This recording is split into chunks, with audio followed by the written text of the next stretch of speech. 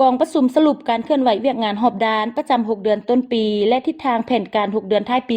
2025ของค่ายคุมขังดัดสร้างได้จัดขึ้นในตอนเช้าของวันที่8สิงหาคม2025ที่ผ่านมาที่สโมสรค่ายคุมขังดัดสร้างภายใต้การเป็นประธานของท่านพันโทอัมพรปัญญาวงศ์หัวหน้าค่ายคุมขังดัดสร้างกองบัญชาการปกสแขวงไสสมบูรณ์เป็นเกียรติเข้าร่วมของท่านพันโทกิ่งคำจันลาตีรองกองบัญชาการปกสแขวงไสสมบูรณ์มีบรรดาแขกทึกเชิญคณะค่ายคุมขังดัดสร้างตลอดหอดนายและพลตำรวจในค่ายคุมขังดัดสร้างเข้าร่วมในกองประชุมท่านพันโทเยลอยัวว่าห้องค่ายคุมขังดัดสร้างได้ขึ้นผ่านห้างบทสรุปการเคลื่อนไหวเวียกงานหอบด้านประจำ6เดือนต้นปีและทิศทางแผนการ6เดือนท้ายปี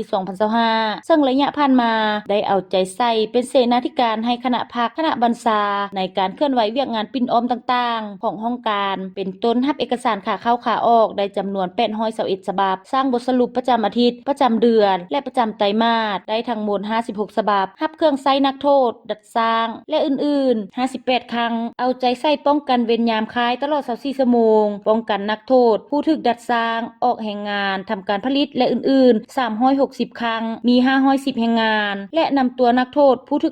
กดัดสร้างไปโรงหมอ26ครั้งมี45แห่งงานปัจจุบันค่ายคุมขังดัดสร้างมีนักโทษผู้ถูกและผู้ถูกดัดสร้างที่มีหน้าตัวจริง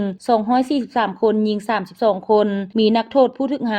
ดัดสร้างเพิ่มทั้งหมด45คนหญิง4คนนอกนั้นยังได้เอาใจใส่ในการขึ้นแผนงบประมาณคุ้มครองรายรับรายจ่ายทรัพย์สินและพาหนะรับใช้แผนอัตรากินต่างๆให้พนักงาน6ครั้งและแล่นเงินอัตรากินให้นักโทษผู้ถูกดัดสร้างจำนวน424,773,000กีบข้าวสาร 27,200 กิโลพร้อมนั้นได้นำพาสร้างหัตถกรรมจักสารดิบเขาสารแหสารกระตาและอื่นๆได้75หน่วยเฮ็ดเฟอร์นิเจอร์โต๊ะตั้งเตียงตู้ได้ทั้งหมด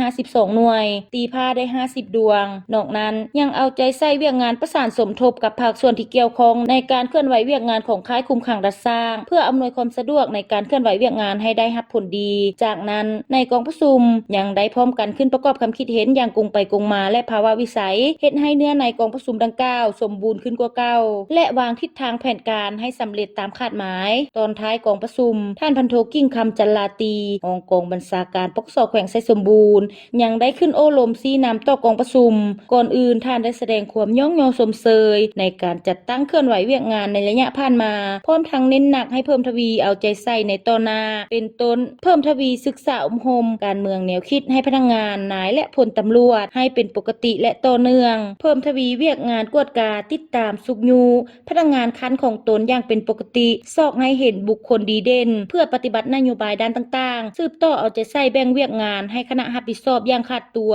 ยกสูงความรับผิดชอบต่อหน้าที่เวียกงานในการป้องกันเวรยามค่ายคุมขังดัดสร้างตลอด24ชั่วโมงรับประกันให้มีความสงบและความเป็นระเบียบเรียบร้อยแก้ไขสกัดกั้นบรรดาน่อแหนงก่อความบ่สงบให้หมดไปเพิ่มทวีเวียกงานสร้างพลาธิการกับที่สร้างความเข้มแข็งและแก้ไขชีวิตการเป็นอยู่ภายในค่ายของตนให้ดีขึ้นเป็นก้าวๆ